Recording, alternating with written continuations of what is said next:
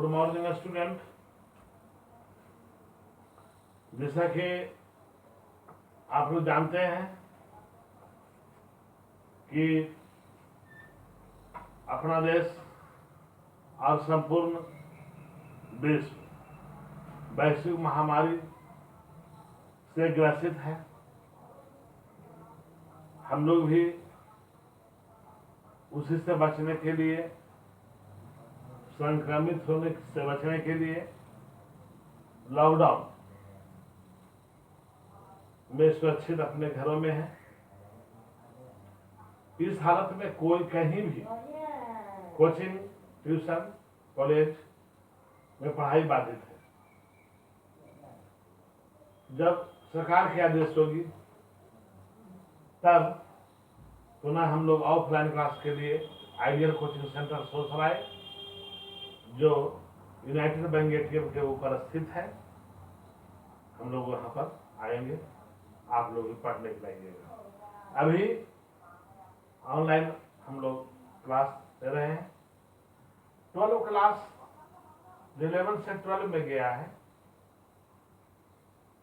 उस क्लास में physical chemistry पढ़ा रहे हैं, जिसमें चल रहा है सोल्यूशन चैप्टर। सोल्यूशन चैप्टर में मोलरता, मोल प्रभाग, सांद्रण, ये सभी के बारे में मैंने बहुत कुछ बातें बताया। आज देखना है जो घोल बना होता है द्रव में, द्रव का पदार्थ की अवस्था पर 9 प्रकार के बताए थे हम। घोल होता है पदार्थ की अवस्था के आधार पर, जिसमें बहुत कुछ बताई जा चुकी है। आज देखना है घोल का अनुसंध गुणधर्म, colligative property of solution. Colligative property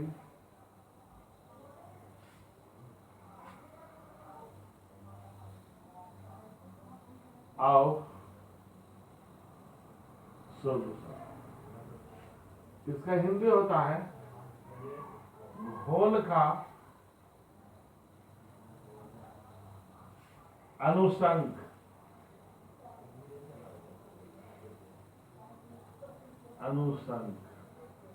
गुणधर्म।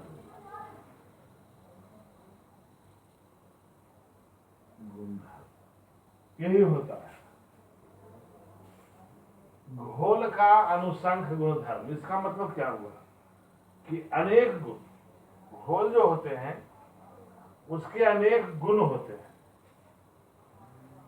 उनमें से बहुत से गुण ऐसे हैं जिसे आप जानते भी हैं, तथा बहुत से ऐसे भी गुण हैं जो आप अनजान हैं।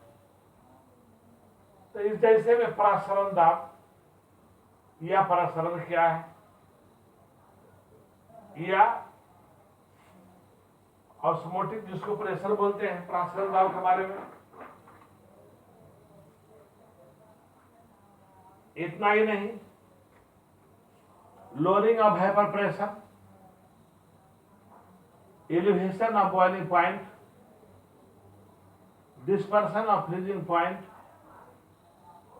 These are colligative property of solution कहलाता है।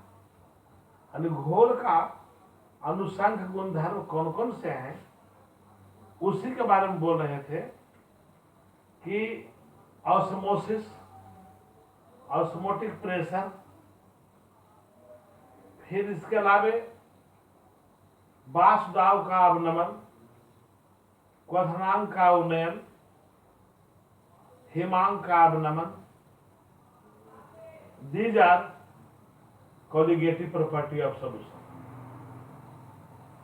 यानी colligative property of solution are following: osmosis, osmotic pressure, lowering of vapour pressure, इसके अलावा elevation of boiling point and dispersion of freezing point. ये सभी आता है घोल के अनुसंग गुणधर्म में। आप जानते हैं कि घोल के कुछ ऐसे गुण होते हैं जो घोल के एक निश्चित मात्रा में घुले हुए घोल के कणों की सिर्फ संख्या पर निर्भर करता है, उसके प्रकृति पर निर्भर नहीं करता है। कोई घोल है, वो घोल में जैसा कि जानते हैं कि घोलक भी होता है, घोल भी होता है, तब घोल के कणों की संख्या पर निर्भर करता है, न कि घोल की प्रकृति। जैसे अभी बोले कि घोल के प्रकृति पर, तो अभी तो हम बार बार बोल रहे हैं कि प्रकृति पर निर्भर नहीं करता है, बल्कि उसके संख्या पर निर्भर करता है। और इसी को हम लोग घोल का अनुसंख गुणधर्म कहते हैं। यानी किसी भी घोल में उपस्थित निश्चित मात्रा में जो घुल रहते हैं, घुल के अणुओं की संख्या या घुल के कणों की संख्या पर घोल निर्भर करता है, उसके प्रकृति पर निर्भर नहीं करता है। तब उसे ही अनुसंख गुणधर्म कहा जाता है। या कह सकते हैं कि किसी भी घोल का अनुसंख गुणधर्म वह है जो घोल में उपस्थित घोल के कणों की संख्या पर निर्भर करता है, प्रकृति पर निर्भर नहीं करता है। उसी को हम घोल का अनुसंख गुणधर्म कहते हैं। अब देखिए, इसको लिखते हैं जो हम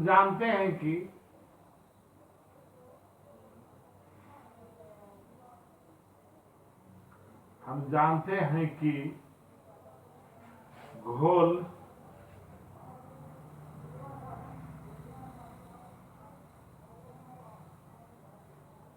एक घोल में उपस्थित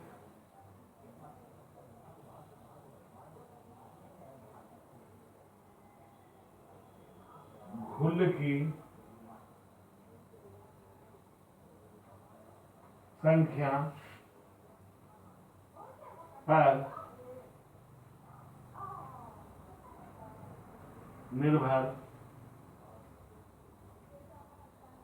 करता है, इसके प्रकृति पर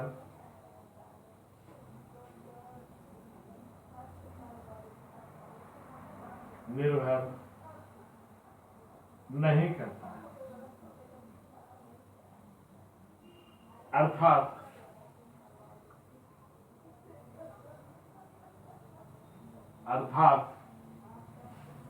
घोल का अनुसंख गुणधर्म घोल का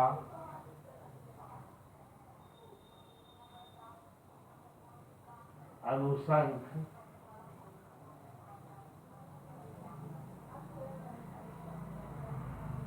गुणधर्म वह है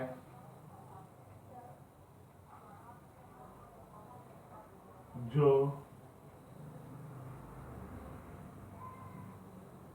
घोल में उपस्थित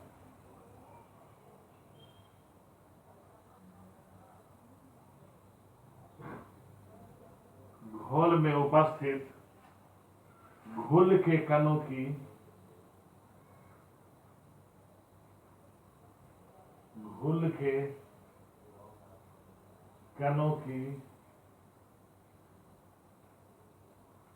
संख्या पर निर्भर करता है,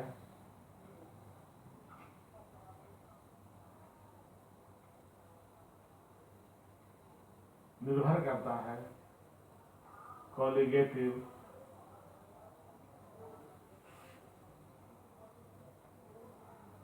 प्रॉपर्टी ऑफ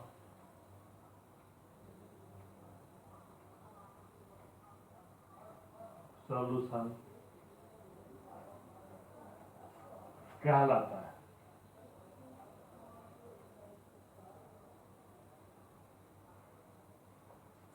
ये हो गया।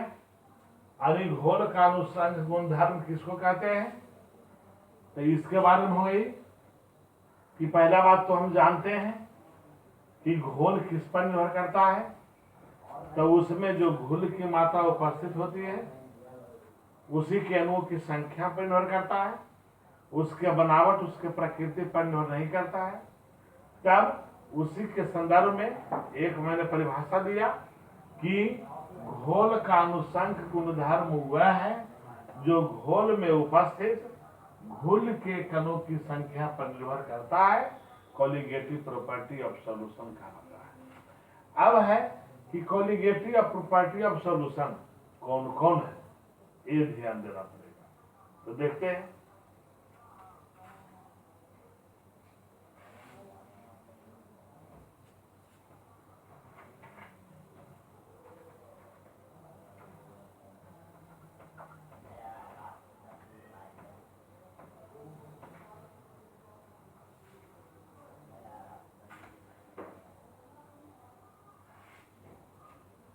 These are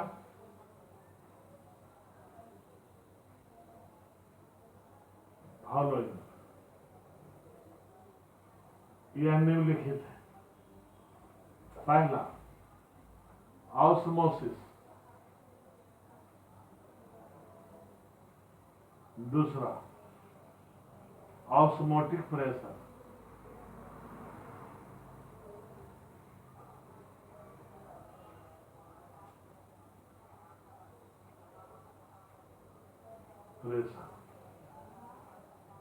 तीसरा lowering of vapour pressure,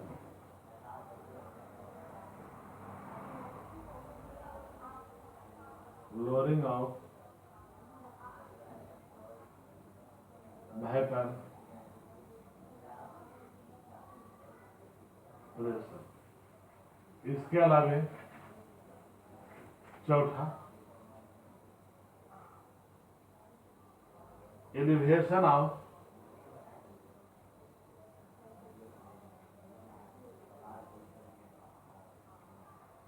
boiling point,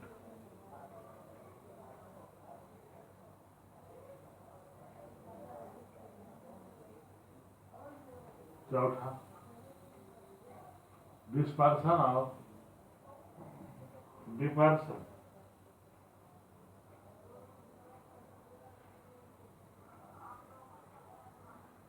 और फ्रीजिंग पॉइंट।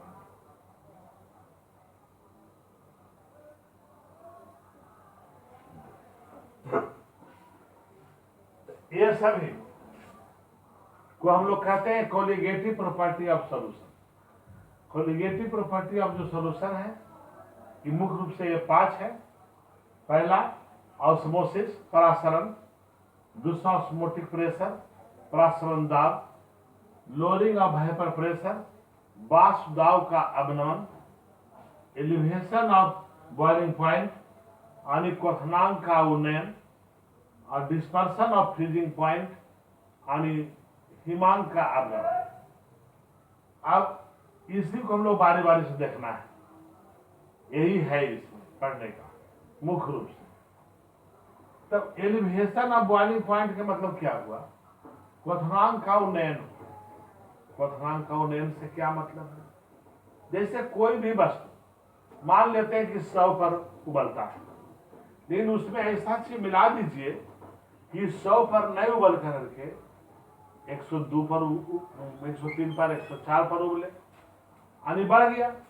तो बढ़ जाना ही एलिवेशन कहलाता है। और फ्रीजिंग का मतलब हो गया फ्रीजिंग पॉइंट, जिसका डिपर्सन। इसका मतलब क्या हुआ, तो इसका मतलब मुख्य रूप से हुआ कि कोई यदि मान लेते हैं 0 पर कोई जमता है, और उसमें कोई ऐसा चिप डाल दीजिए कि 0 पर नहीं जम करके अब वो जम रहा है -1, -2, -3, तो कम गया, यानी उसका हुआ डिवर्सन हुआ फ्रीजिंग पॉइंट का।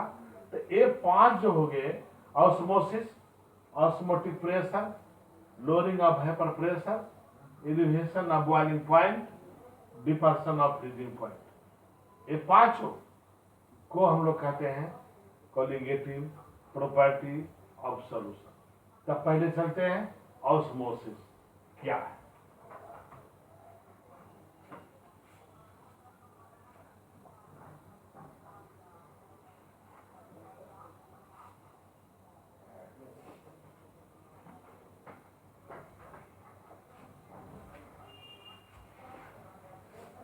देखिए ऑस्मोसिस, इसका हिंदी हुआ परासरण। परासरण किसको कहते हैं ये समझिए। तब हम भी बोल रहे हैं कि परासरण जो है घोल का अनुसंख गुण धर्म है। परासरण क्या है? तो घोल का अनुसंख गुण धर्म है और परासरण दाव भी है। तो कहता है कि जिस प्रक्रिया के द्वारा तनु घोल का घोलक किसी अर्धपारगम्य झिल्ली को पार करके स्वतः सांद्र घोल में चला जाता है, उसी क्रिया को परासरण कहते हैं। फिर समझिए यहां जैसे एक पात्र है, ये पात्र हो गया, इस पात्र के बीच में ले लिया गया है सेमी परमेएबल मेम्ब्रेन, अर्धपारगम्य झिल्ली, ये है वो पाउच, ये हो गया पाउच। और इसको हम लोग बोलते हैं सेमी परमेएबल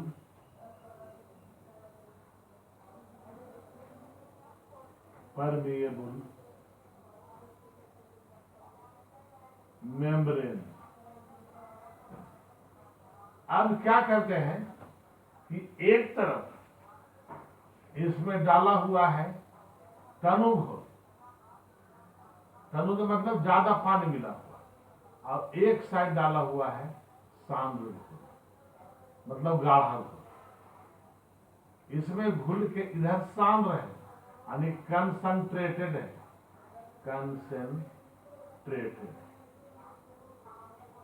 कंसंट्रेटेड सॉल्यूशन, इधर है डाइल्यूट सॉल्यूशन।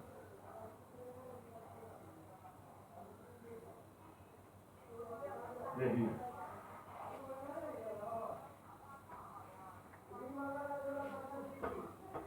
देखिए अब होता क्या, देखिए एक पात्र लिया गया, पात्र में के बीच में सेमी परमेएबल मेम्ब्रेन यानी अर्धपारगम्य झिल्ली को लिया गया। वैसा झिल्ली जिससे घोल तो आर पार नहीं करेगा, लेकिन अणु आयन परमाणु ये सभी आर पार आसानी से करेगा। उसी को हम लोग कहते हैं सेमी परमेएबल मेम्ब्रेन या अर्धपारगम्य झिल्ली। पार्चमेंट पेपर होता है, कॉपर फेरोसल्फेट का बना होता है, अंडे का आंतरिक झिल्ली होती है, ये सभी कहलाता है, मतलब सेमी परमेएबल मेम्ब्रेन की तरह कार्य करता है। हम बार बार बोल रहे हैं मेम्ब्रेन मतलब झिल्ली नुमा पतला परत। तो पतला परत कौन कौन से है? तो हम पहले बार बार बोल रहे हैं कि पतला परत जिससे हो कि घोल तो आर पार नहीं करेगा, लेकिन उससे होकर के अणु आयन परमाणु ये सभी पार करेगा। घुल पार कर सकता है, घोलक पार कर सकता है, लेकिन घोल पार नहीं करेगा। तो खैर जो भी हो, एक पात्र लिया गया है, पात्र के बीच में सेमी परमेएबल मेम्ब्रेन यानी अर्धपारगम्य झिल्ली को रखा गया है। एक तरफ गाढ़ा घोल यानी कंसंट्रेटेड सांद्रित घोल दिया गया है, और दूसरी ओर तनु पतला घोल दिया गया है। ऐसा करके छोड़ दीजिए कुछ समय तक, क्या देखिएगा कि इधर से घोलक इधर की ओर जाएगा, यह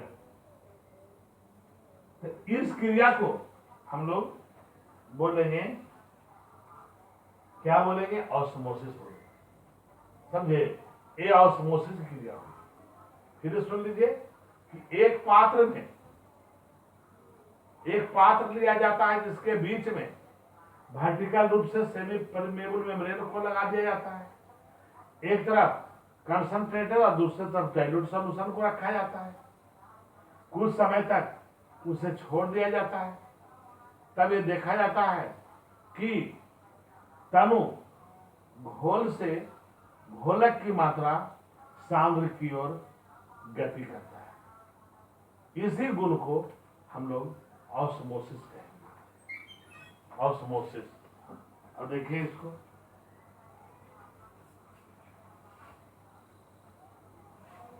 जिस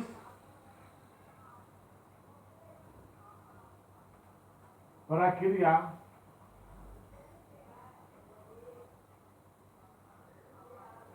के द्वारा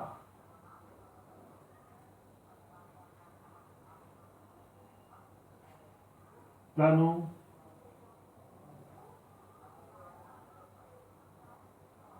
घोल का घोलक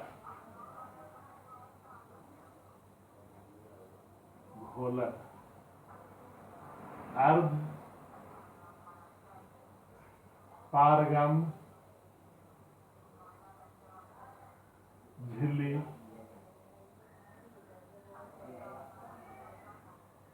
अर्ध पारगम में झिल्ली यानी सेमी परमिएबल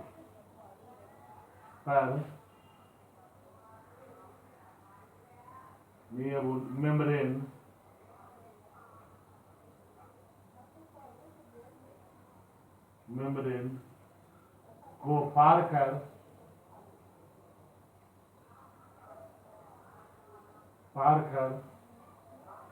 सांद्र घोल की ओर और गति करता है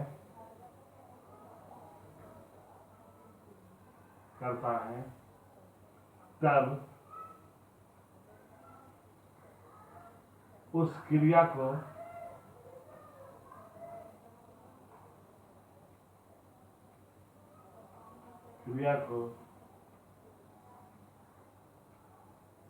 ऑस्मोसिस कहा जाता है।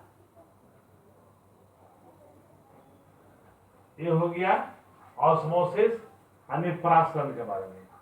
इसमें कोई दिक्कत नहीं होनी चाहिए कि एक पात्र लिया गया, एक एग्जाम्पल के रूप में आप इसको लिख सकते हैं, भी इसको डिस्क्रिप्शन भी कर सकते हैं कि एक पात्र लिया जाता है, पात्र के बीच में वर्टिकल रूप से सेमी परमिएबल मेम्ब्रेन यानी अर्ध पारगम्य झिल्ली को रखा जाता है। इसके एक तरफ सांद्र यानी गाढ़ा कंसंट्रेटेड घोल और दूसरी तरफ पतला या तनु डाइल्यूट घोल रखा जाता है। कुछ समय तक इसे जब छोड़ दिया जाता है तब हम यही पाते हैं कि तनु घोल की ओर से घोलक आसानी से कंसंट्रेटेड घोल की ओर पहुंचता है। तो इस क्रिया को हम लोग ऑस्मोसिस कहते हैं। ऑस्मोसिस की तो परिभाषा मिल गया, अब देखना है ऑस्मोटिक प्रेशर की परिभाषा। सॉरी,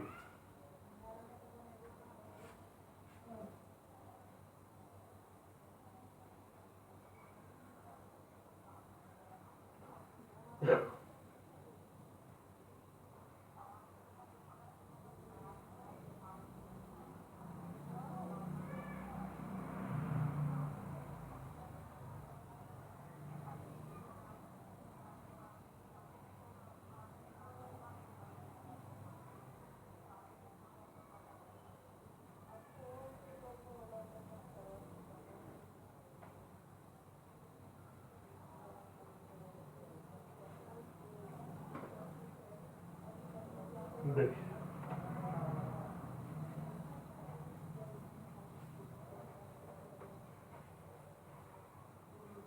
अब देखते हैं इस पर वो एक्सपेरिमेंट।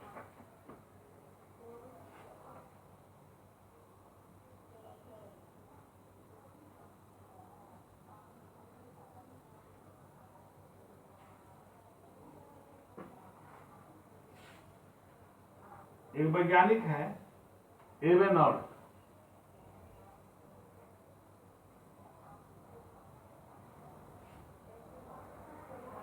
ये भी है।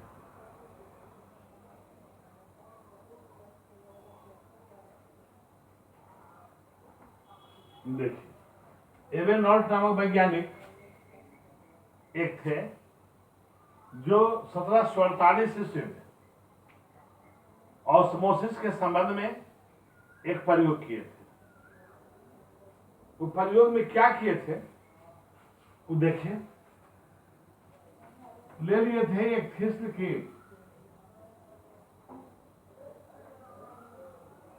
ये है थिस्ल की, इसके मुंह को इस ढंग से रखा गया और यहां पर लगा दिया गया था सेमी परमिएबल मेम्ब्रेन। इसमें भर दिया गया था चीनी का घोल, चीनी का घोल भर दिया गया था और इसे एक पात्र में लिया गया था।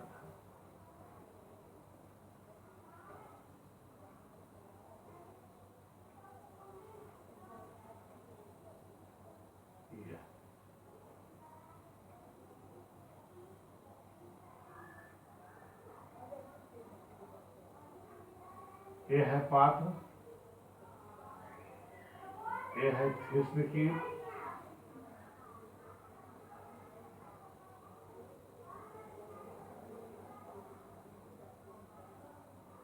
इसमें है जल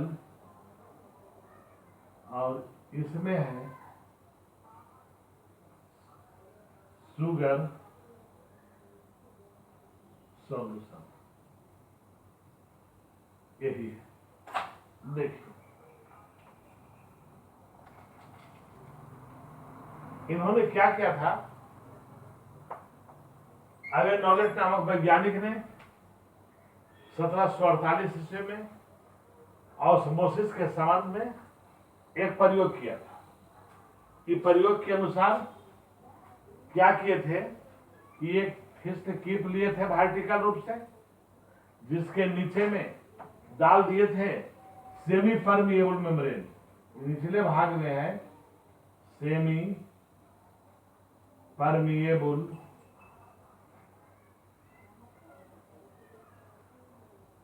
मेम्ब्रेन।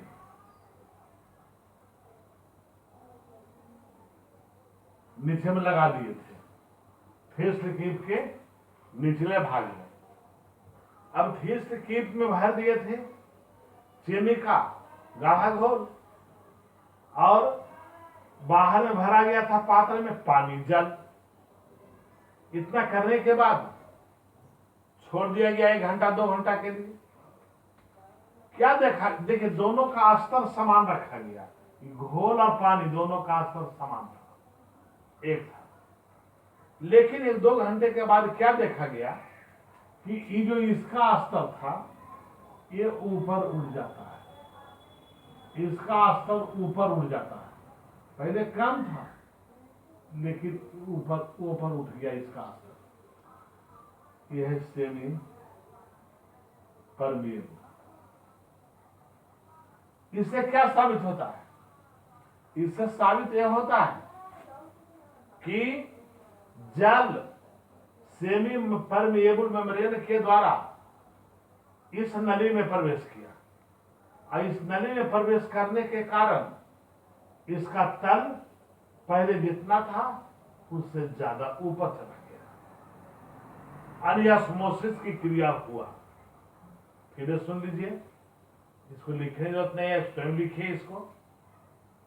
एक बार बोल देते हैं, बढ़िया से सुन लीजिए। वैज्ञानिक का नाम है एवेनॉल्ट नामक वैज्ञानिक हैं जो ऑस्मोसिस के संबंध में 1748 ईस्वी में एक एक्सपेरिमेंट किए थे। इसमें इन्होंने बतलाए थे कि एक बड़े पात्र में शुद्ध जल को रखा जाता है या जल को रखा जाता है, सिर्फ जल को। इसके बीच में एक थिस्ल कीप रखा जाता है जिसके नीचे वाले भाग में अर्ध पारगम्य झिल्ली सेमी परमिएबल मेम्ब्रेन लगा दिया जाता है और इस नली में चीनी का घोल यानी गाढ़ा घोल रखा जाता है। इतना करने के बाद 1 से 2 घंटे तक इस प्रयोग को यूं ही रहने दिया जाता है। तब देखा जाता है कि पहले चीनी का घोल का स्तर और पानी के घोल का स्तर दोनों बराबर था, लेकिन 1 से 2 घंटे के बाद इसके स्तर में ऊपर चढ़ गया। इससे ये अनुभव होता है या ये साबित होता है कि सेमी परमिएबल मेम्ब्रेन के द्वारा जल के अणु सांद्र शरबत में प्रवेश करता है। इस रास्ते से इसमें प्रवेश करता है जल, और जल एक घोलक है, तो घोलक जब प्रवेश किया सेमी परमिएबल मेम्ब्रेन को लांग करके उसको पार करके यानी ऑस्मोसिस की क्रिया हुआ। इससे स्पष्ट होता है कि ऑस्मोसिस की क्रिया होती है। ये हो गया। अब देखना आगे है ऑस्मोटिक प्रेशर।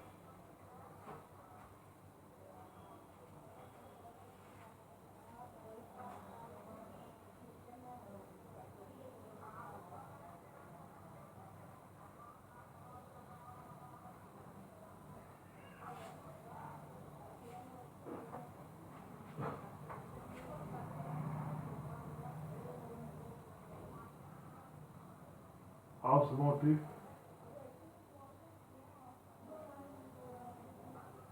प्रेशर।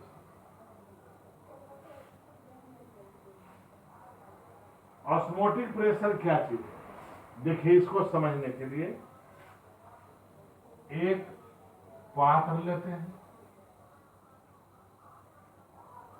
जिसका 2 मुंह रहता है।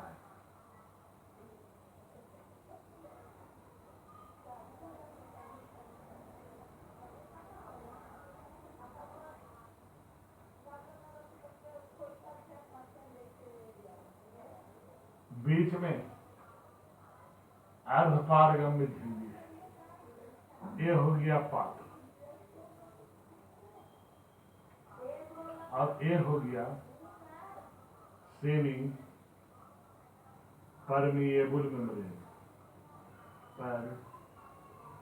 परमिएबल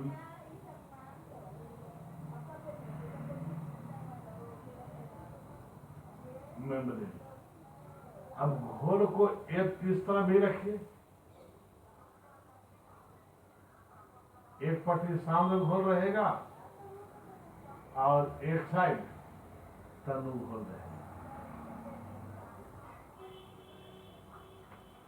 एक साइड ए है, एक साइड बी है, ये दोनों घोल है। अब यहां पर दबाव डालने के लिए एक पिस्टन लगा रहता है।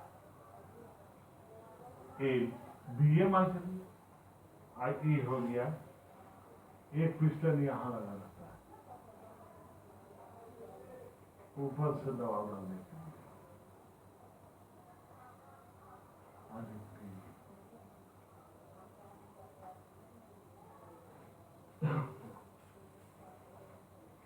एक साइड जल है और एक साइड घोल है।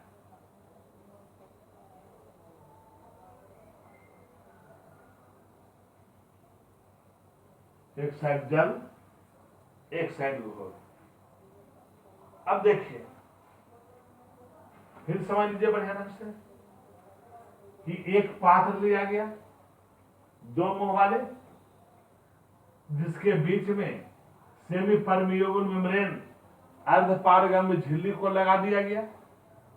अर्धपारगम्य झिल्ली लगाने के बाद एक तरफ घोल लेते हैं ए तरफ, और बी तरफ पानी लेते हैं। ऊपर से एक पिस्टन दबाव डालने के लिए रख दिए, और यहां पर भी पीए दबाव है। अब देखिए क्या होता है। इतना करने के बाद जब छोड़ देते हैं तो यही पाते हैं कि इधर से यानी पानी इधर घोल की ओर जाता है, घोल की ओर जाता है। अब जाने के कारण इधर जो सांद्र घोल था, इसकी सांद्रता में कमी होती है। आई तब तक जैसे रहता है जब तक कि दोनों ओर की सांद्रता बराबर न हो जाए। लेकिन जब जल इधर की ओर जाएगा तो इसकी सतह भी ऊपर की ओर उठेगी, यानी ऊपर की ओर एक प्रकार का बल आरोपित करेगा। और जब ऊपर से हम बल आरोपित करेंगे तब इन जो देख रहे हैं ऑस्मोसिस की क्रिया, ये ऑस्मोसिस की क्रिया रुक जाएगी। तब जो बल ऊपर की ओर लगा रहा है इसके ऊपर, इसी बल को हम लोग परासरण दाव कहते हैं। ये एक प्रकार का दबाव है। फिर से इसको लिख लिया जाए बढ़िया ढंग से।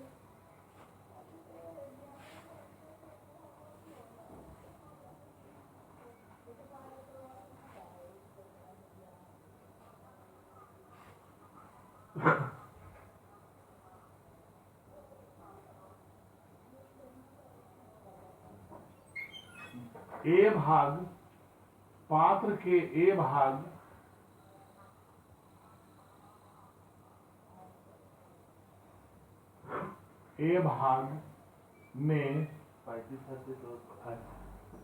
ए भाग में घोल तथा बी भाग में जल को भर दिया जाता है, भर दिया जाता है।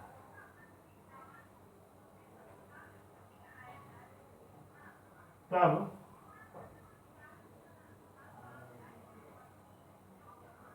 जल बी की ओर ए की ओर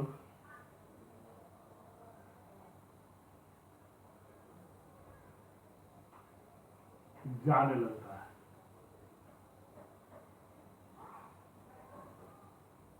जाने लगता है, जिस कारण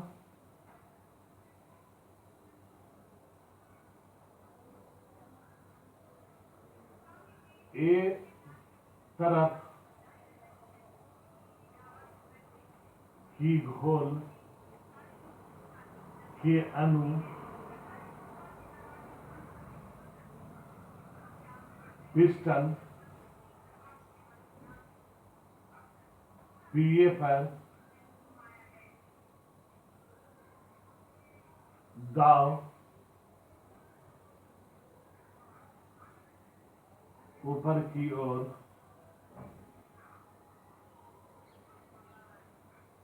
आरोपित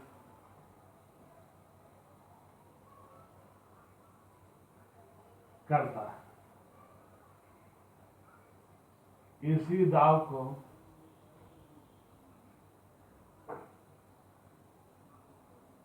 ऑस्मोटिक